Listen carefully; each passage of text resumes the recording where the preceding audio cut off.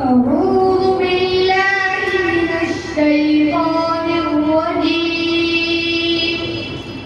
بسم الله الرحمن الرحيم.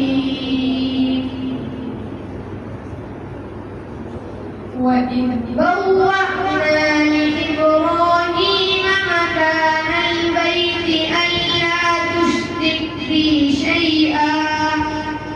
ألا تشرك بي شيئا وطهر بيتي للطائفين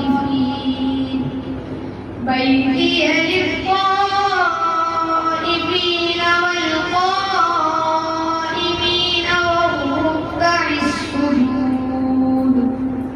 وأذن في الناس بالحج يأتوك رجالا وعلى كل ضامر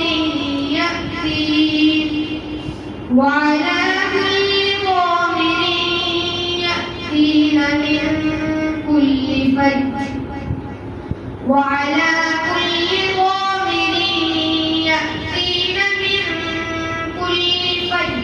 عميق ليشهدوا منافع لهم ويذكروا اسم الله في أيام معلومات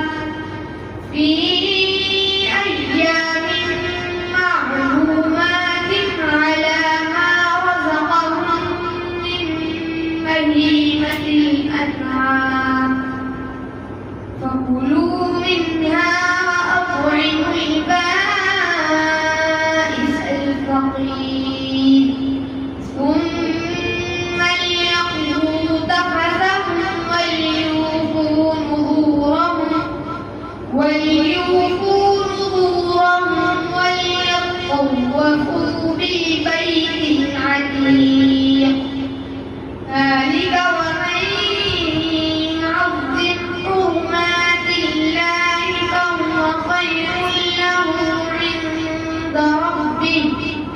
وأحلت لكم الأنعام إلا ما يتلى